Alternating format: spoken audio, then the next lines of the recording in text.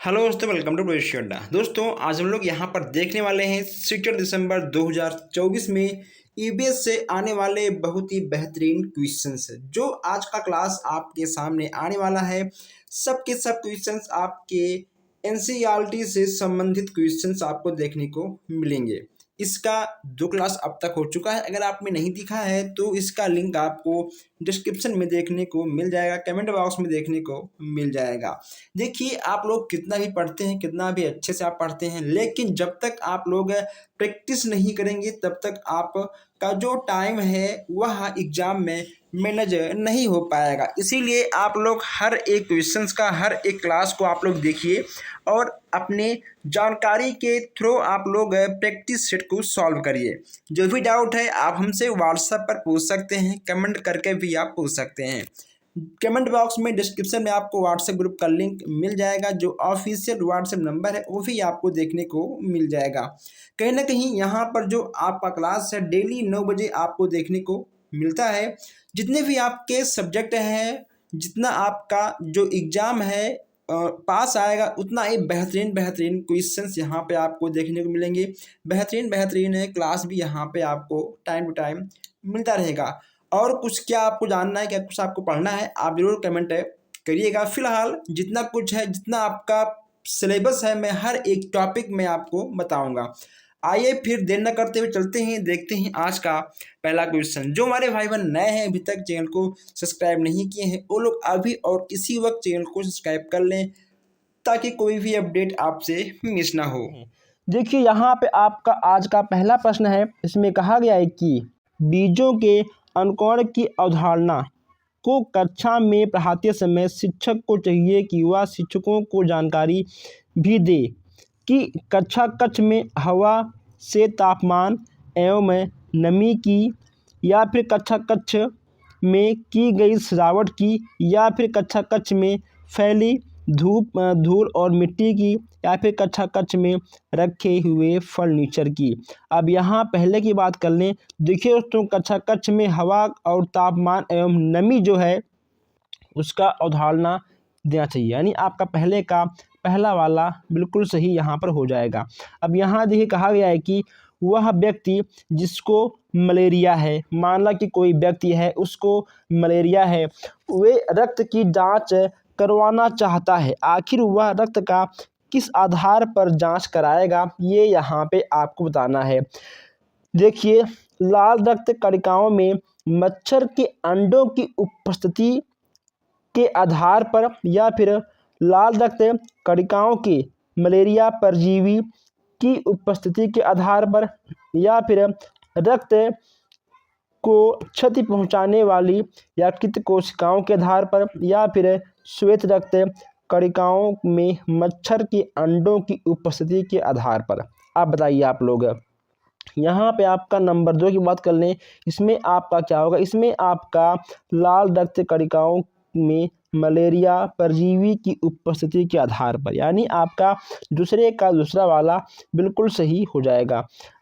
आइए आगे बढ़ते हैं। यहाँ पे देखिए, यहाँ पे आपका क्वेश्चन नंबर 3 है। इसमें कहा गया है कि वायु प्रदूषण का प्रमुख स्रोत क्या होता है। अब यहाँ पे आपको वायु प्रदूषण की प्रमुख स्रोत के बारे में बताना है। इसमें आपका क्या होगा, इसमें आपका जीवाश्म ईंधन का अपूर्ण दहन। ठीक है दोस्तों, इसमें आपका पहला वाला बिल्कुल सही हो जाएगा। आपको पता है कि जो जीवाश्म ईंधन होता है, जब उसको जलाते हैं उसमें से कहीं ना कहीं धुआं निकलता है। ठीक है, तो वही आपका वायु प्रदूषण के अंतर्गत आ जाता है। अब यहाँ देखिए, यहाँ पे आपका क्वेश्चन नंबर 4 है। इसमें कहा गया है कि सभी वृक्षों की पत्तियों का रंग समानता हरा होता है। आप बताइए ऐसा क्यों होता है। जितनी पत्तियां होती हैं समानता सबका रंग हरा होता है, आखिर ऐसा क्यों होता है। यहाँ देखिए दोस्तों, ठीक है, धूप के कारण। ठीक है, किसके कारण, धूप के कारण सभी पत्तियों का जो रंग होता है वह आपका हरा होता है क्या। अब यहाँ देखिए, पर हरे के कारण, या फिर ऑक्सीजन के कारण, या फिर कार्बन डाइऑक्साइड। इसमें आपका क्या होगा, अगर हम इसके सही आंसर की बात कर लें, इसमें आपका दूसरा वाला बिल्कुल सही यहाँ पे हो जाएगा। ठीक है, इसमें आपका दूसरा वाला बिल्कुल सही हो जाएगा। अब यहाँ देखिए, यहाँ पे आपका क्वेश्चन नंबर 5 है। कहा गया है कि निम्नलिखित में से कौन सा प्राथमिक विद्यालय में पर्यावरण अध्ययन पढ़ाने का उद्देश्य निरूपित है। 5वां की बात कर लें, इसमें कहा गया है कि विद्यालय में बच्चों के अनुभवों को बाहरी दुनिया से जोड़ना। 5वें का आपका दूसरा वाला बिल्कुल सही हो जाएगा। क्वेश्चन नंबर 6 की बात कर लें, इसमें आपका क्या होगा, इसमें आपका होगा हरे पौधे भोजन निर्माण की प्रक्रिया में किस गैस का प्रयोग करते हैं। अब यहाँ हरे पौधे की बात की जा रही है कि आखिर भोजन निर्माण में किस गैस की प्रक्रिया का उपयोग करते हैं। इसमें आपका होगा कार्बन डाइऑक्साइड। ठीक, क्वेश्चन 6वें का आपका पहला वाला बिल्कुल सही हो जाएगा। नेक्स्ट यहाँ पे आपका है क्वेश्चन नंबर 7 है, निम्नलिखित में से कौन प्राथमिक उत्पादक है।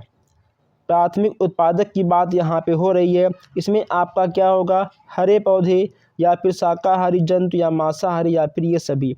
अगर हम इसके आंसर की बात कर लें, इसमें आपका क्या होगा, इसमें आपका हरे पौधे बिल्कुल सही हो जाएंगे। ठीक, चलिए आगे बढ़ते हैं। नेक्स्ट यहाँ पे आपका है क्वेश्चन नंबर 8 में कहा गया है कि समुद्र से किसी की ऊंचाई, समुद्र से किसी शहर की ऊंचाई। अब यहाँ देखिए जरा आप लोग, कहा गया है कि समुद्र से किसी शहर की ऊंचाई जितनी अधिक होती है वहाँ की आबादी उतनी ज़्यादा या अधिक मात्रा प्राप्त करती है। अब यह आपका उसमें देखिए अधिक मात्रा या प्राप्त करती है क्या, अब बताइए क्या प्राप्त करती है। इसमें आपका होगा कॉस्मिक किरणें।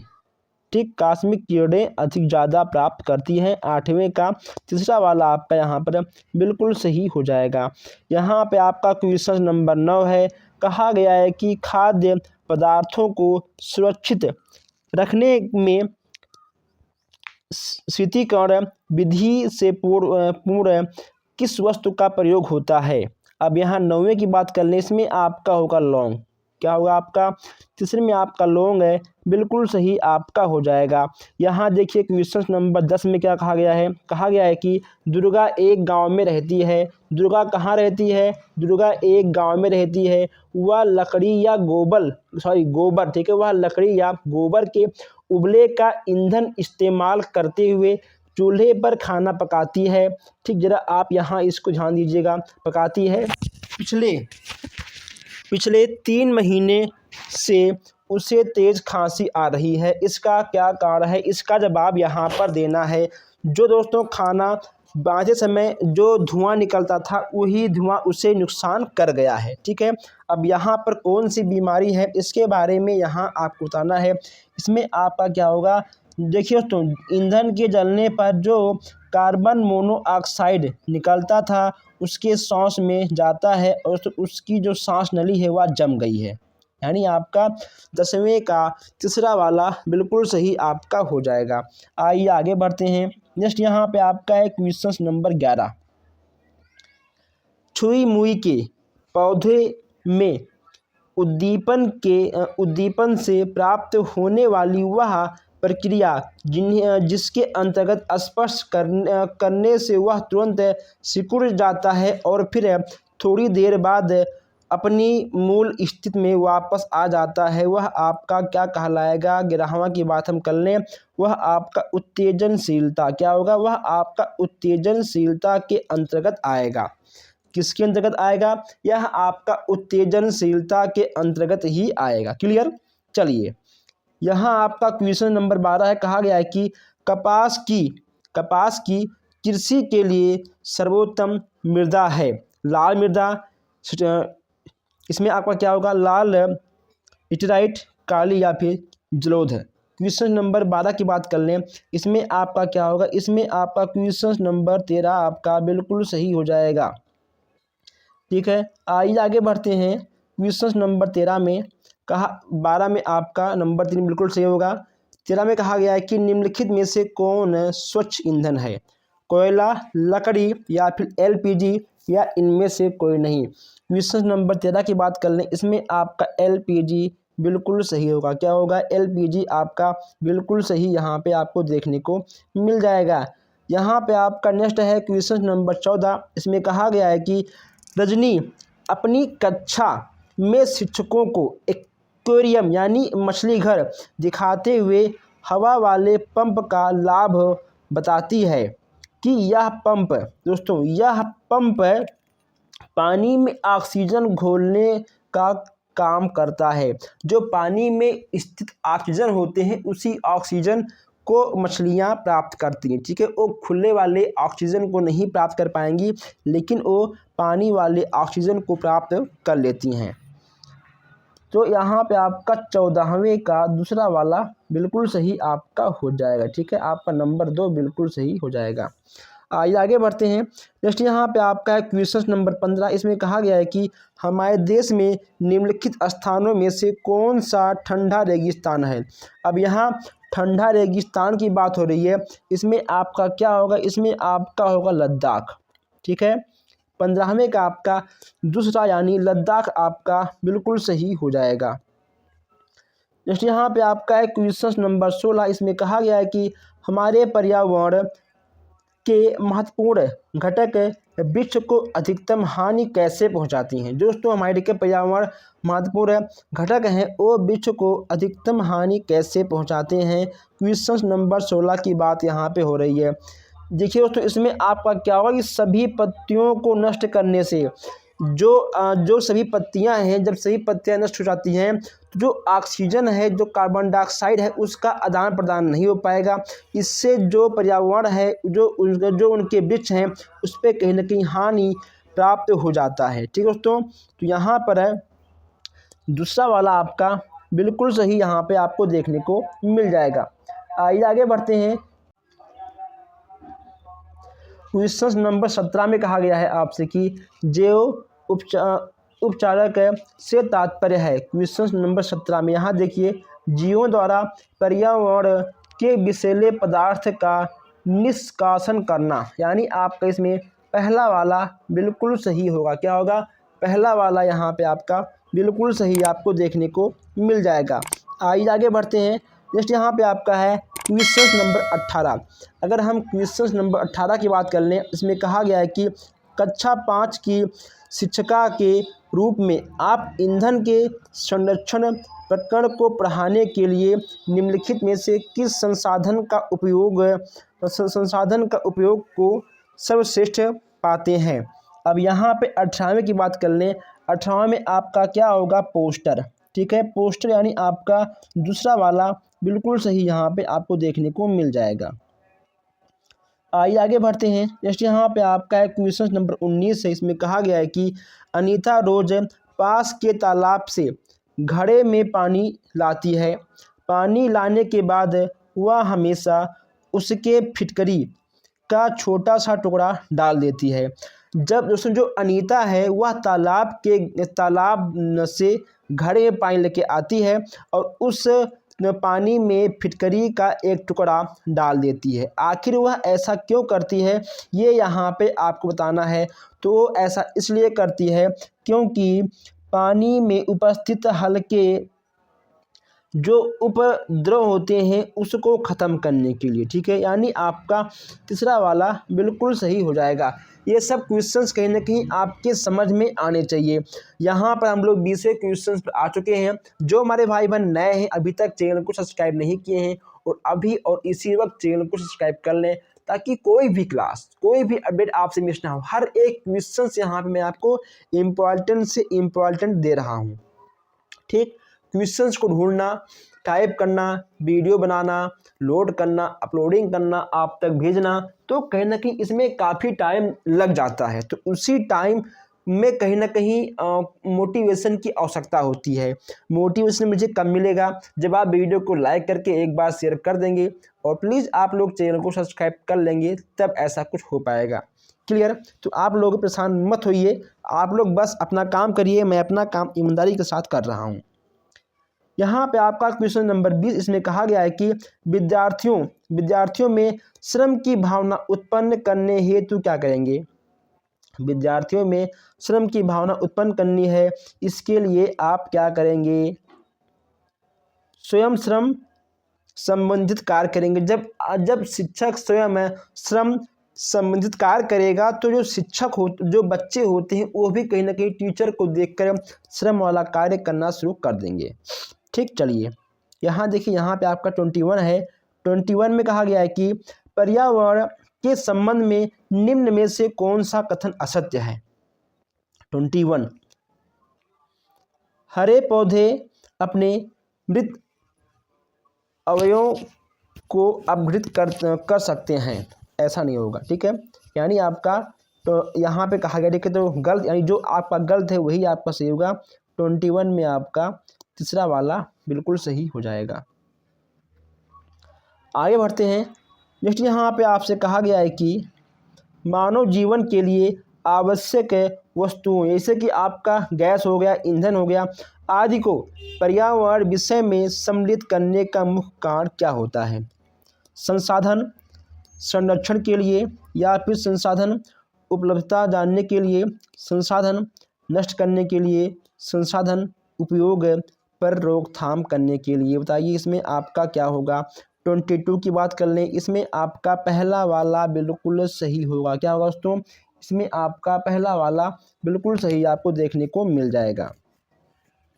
आइए आगे बढ़ते हैं। नेक्स्ट यहाँ पे आपका है 23 में कहा गया है कि सर्वनिर्मित उपकरणों का सामाजिक महत्व इस बात में निहित है कि, अब यहाँ देखिए 23, कि उसके छात्रों में श्रम की महत्ता के प्रति आदर की भावना विकसित होता है। यानी आपका पहला वाला इसमें बिल्कुल सही हो जाएगा।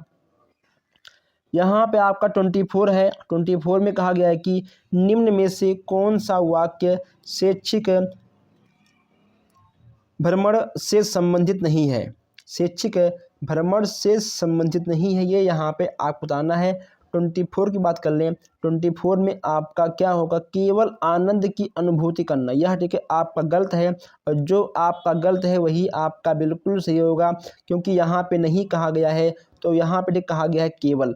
जो आपका केवल होगा, परंतु होगा, लेकिन होगा, ये सब आपके नेगेटिव उत्तर होते हैं, और जो नेगेटिव प्रश्न होता है, नेगेटिव प्रश्न का नेगेटिव उत्तर ही आपका बिल्कुल सही होता है।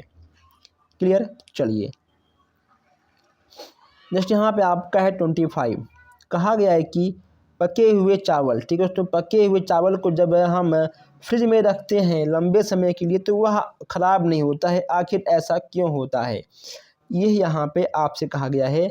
तो कम तापमान पर जो उसमें रोगाणु होते हैं वो नष्ट हो जाते हैं, इसीलिए वो ख़राब नहीं होते हैं। यानी दूसरा वाला आपका बिल्कुल सही हो जाएगा। ऐसे प्रश्न आपको बार बार मिलते रहेंगे, क्योंकि जो प्रश्न आपका जितनी बार रिपीट हुआ है हम उस प्रश्न को उतनी बार अलग अलग क्लास में ऐड भी किए हैं। ठीक, चलिए नेक्स्ट यहाँ पे आपका 26 कहा गया है कि हमें अपना भोजन निम्न में से किसके अनुसार खाना चाहिए? जो हम लोग भोजन कर रहे हैं वह किसके अनुसार खाना चाहिए? यहाँ देखिए दोस्तों, पसंद के अनुसार है, भूख या पेट के आकार, या सब आपका गलत होगा। 26 में आपका ये गलत होगा। आपका चौथा वाला बिल्कुल सही हो जाएगा। शरीर के लिए पोषक तत्वों की आवश्यकता के अनुसार, ठीक है, चौथा वाला आपका यहाँ पर बिल्कुल सही हो जाएगा। आइए आगे बढ़ते हैं। नेक्स्ट यहाँ पे आपका है 27 देखिए, इसमें कहा गया है कि पोलियो रोग में होते हैं। जो आपका पोलियो रोग होता है उसमें होते हैं, 27 की बात कर रहे हैं, इसमें आपका विषाणु द्वारा लगते हैं। ठीक है, तो इसमें आपका क्या हो, जो आपका पोलियो होता है वह विषाणु के द्वारा लगता है। यानी आपका चौथा वाला यहाँ पर बिल्कुल सही हो जाएगा। नेक्स्ट यहाँ पे कहा गया है कि जो पास पड़ोस व मित्र बालक के सहयोग की भावना, ठीक है, तो बालक में पास पड़ोस व मित्र बालक में सहयोग की भावना का विकास किस प्रकार सहायक करता है? अगर हम बात कर लें 28 की, इसमें देखिए, जब बालक को अपने व्यवहार से प्रभावित करके, ठीक है, तो दंड नहीं देना है, निंदा नहीं करना है, ठीक है, प्रभावित करना है। यानी आपका 28 में तीसरा वाला आपका बिल्कुल सही यहाँ पे हो जाएगा। यहाँ देखिए, यहाँ पे आपका 29 है, इसमें कहा गया है कि शिक्षण अधिगम प्रक्रिया में शैक्षिक दूरदर्शन का उपयोगी स्थान है। क्योंकि 29 इसमें आपका क्या होगा? इसमें आपका शैक्षिक दूरदर्शन पर पाठ्य पुस्तक को दूसरे विस्तार के साथ प्रस्तुत किया जा सकता है। इसमें आपका नंबर 3 बिल्कुल सही हो जाएगा। नेक्स्ट यहाँ पे आपका है तीसरा वाला, इसमें कहा गया है कि पर्यावरण अध्ययन के अंतर्गत सेमिनार आयोजन करने का ज्ञानात्मक उद्देश्य नहीं है। अब यहाँ देखिए 30वें की बात कर लें हम यहाँ पर। 30वें में आपका तीसरा वाला बिल्कुल सही यहाँ पे ठीक है हो जाएगा। इसमें आपका तीसरा वाला बिल्कुल सही हो जाएगा। 31 की बात कर लें तो इसमें देखिए आपका 31 में कहा गया है कि वसीय पदार्थों के अधिक सेवन से दिल की बीमारी होने की संभावनाएं बढ़ जाती हैं। जो वसीय पदार्थ होते हैं उसका अधिक सेवन करने से दिल की बीमारी की जो दोस्तों शंका होती है वह बढ़ जाती है। ऐसा क्यों होता है? इसमें देखिए, इसमें आपका दूसरा वाला बिल्कुल सही आपको देखने को मिल जाएगा। इन सब प्रश्नों को आपको नोट करना होगा। पकाए गए भोजन को फ्रिज में लंबे समय तक सुरक्षित रखने में क्या सहायता मिलती है? अब यहाँ देखिए दोस्तों, भोजन की नमी की कम मात्रा अधिक मात्रा इससे संबंधित नहीं है, ठीक है। इसमें आपका क्या होगा दोस्तों, इसमें आपका सूक्ष्म जीवों को निष्क्रिय होना, ठीक। इसमें आपका चौथा वाला बिल्कुल सही हो जाएगा। आइए आगे बढ़ते हैं। नेक्स्ट यहाँ पे आपका 33, इसमें कहा गया है कि सपना ने अपने चिकित्सक को बताया कि वह पिछले 1 माह से थकान महसूस कर रही है और धीरे धीरे उसकी भूख है व शरीर का वजन भी कम हो रहा है। उससे चिकित्सक ने उससे निम्न में से किस एक भरपूर भोजन खाने के लिए कहा? अब यहाँ आपका 33 है, इसमें आपका क्या होगा, इसमें आपका लौह और विटामिन B12 बिल्कुल सही आपका हो जाएगा। आगे बढ़ते हैं। नेक्स्ट यहाँ पे आपका 34 है, इसमें कहा गया है कि निम्न में से किसका संबंध मलेरिया से है?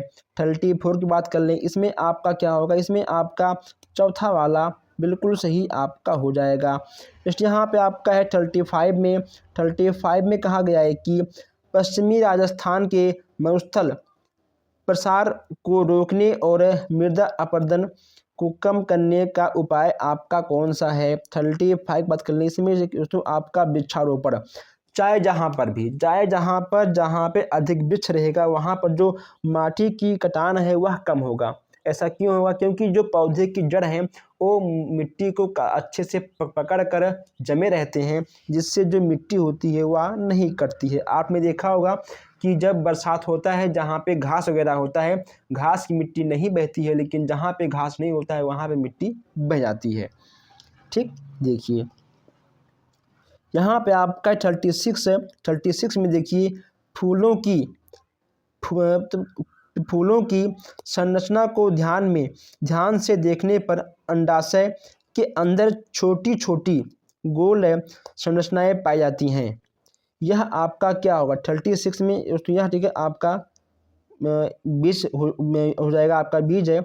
यहाँ पे देखिए 37 में कहा गया है कि खेल एक ऐसी प्रक्रिया है जिसका उपयोग किया जाता है बालकों को पढ़ाने में, खिलाने में, सिखाने में या फिर ध्यान को बटाने में। इसमें आपका क्या होगा, बालकों को दोस्तों सिखाने में खेल का प्रयोग किया जाता है। इसमें आपका तीसरा वाला बिल्कुल सही हो जाएगा।